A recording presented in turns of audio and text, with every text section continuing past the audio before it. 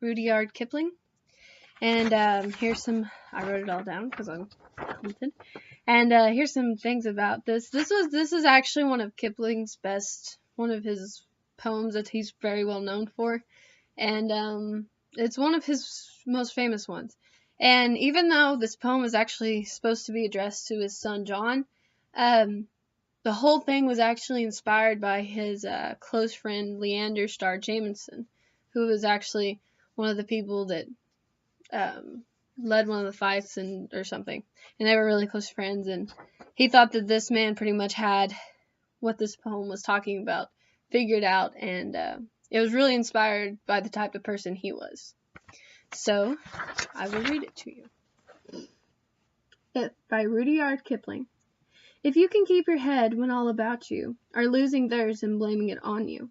If you can trust yourself when all men doubt you, but make allowance for their doubting too.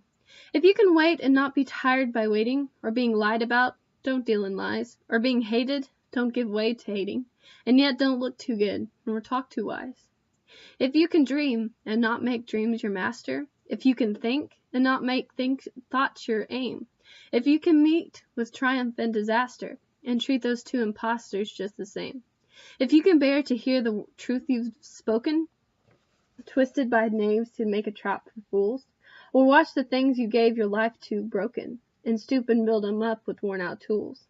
If you can make one heap of all your winnings, and risk it on one turn of pitch and toss, and lose and start again at your beginnings, and never breathe a word about your loss. If you can force your heart and nerve and sinew to serve your turn long after they are gone, and so hold on when there is nothing in you except the will which says to them, hold on. If you can talk with crowds and keep your virtue, or walk with kings nor lose the common touch, if neither foe nor loving friends can hurt you, if all men count with you but none too much, if you can fill the unforgiving minute with 60 seconds worth of distance run, yours is the earth and everything that's in it, and which is more, you'll be a man, my son. So, this is a couple of things that I really noticed and really liked what he was saying, because it's pretty much true. I mean, if you can do all these things, then it really relates even today. The first stanza or the first paragraph, stanza 3 and 4, it says, if you can trust yourself when all men doubt you, but make allowance for their doubting too. I took this as like, don't be, he said pretty much, don't take people's words or criticism or people saying they doubt you too seriously, but at the same time, make sure of yourself. Maybe some of those criticisms are a good thing. Make sure that you are doing what is supposed to be right. Maybe, allow you to be able to think about it and take that in and understand what they're saying, and maybe not just live off of what they're saying about you, but actually turn it into, well, maybe that would help. Maybe that, that's what I took it as. Long explanation for those two sentences. Paragraph 2, stanza 9 and 10. If you can dream and not make dreams your master, if you can think and not make thoughts your aim. This one I kind of liked. If you can dream and not make dreams your master, if you can have a goal and a dream and a wish and things you really want to happen, he wants you to have that. He wants him to be able to have those, but not rely on just the dreaming. And it kind of goes with, if you can think but not make thoughts your master. If you keep thinking and wishing and dreaming on all these things, the way they are going to become your master or your aim is by not putting the motivation into making those things happen. So I took it as, make things happen by his actions, not just what he wishes and what he thinks. You have to do it physically and, actually, I'm rambling, but make things happen by yourself. Do it where you can say that I had a dream. I dreamed of doing this and I got there. It wasn't just a long lost dream. And I didn't just dwell on what I was dreaming about. Second paragraph, stanza 13 and 14. If you can bear to hear the truth you've spoken, twisted by knaves to make a trap for fools. This one actually kind of happens a lot.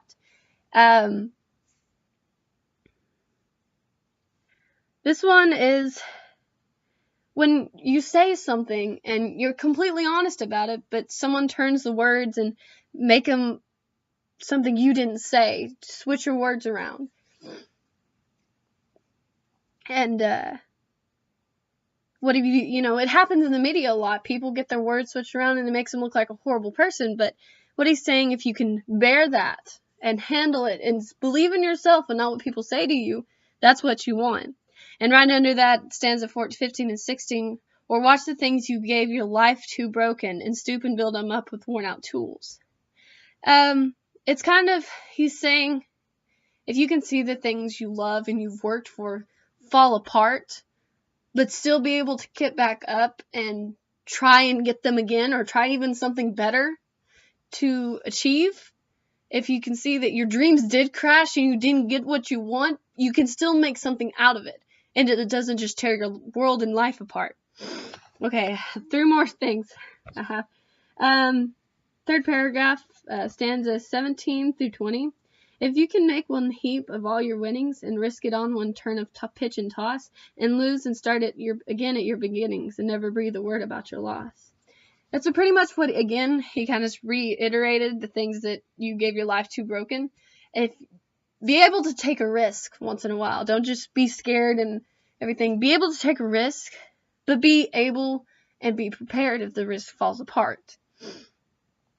And never, self-pity yourself either. Last paragraph. It's the 4th paragraph. Stanza 25 and 26. If you can talk with crowds and keep your virtue, or walk with kings nor lose the common touch. If you can be around people and still be yourself and not conform to what they want you to be. And also, don't think so highly of yourself. Even if you are around high people, don't put yourself above others, and make sure you see everybody as equals, and not get such a big head and get arrogant about the things you've done. That's what I took. And then the last little paragraph, 24 through 30. 2 stanzas 24 through 32. If you can fill the unforgiving minute with 60 seconds worth of distance run, yours is the earth and everything that's in it, and which is more, you'll be a man, my son. The last part really sums it up. Make the most of the life you want and you have. Make the most of what you have. And be the best that you can be. And don't let life stand in your way, or other people. And that's why I really, really do like this poem. So, that's it.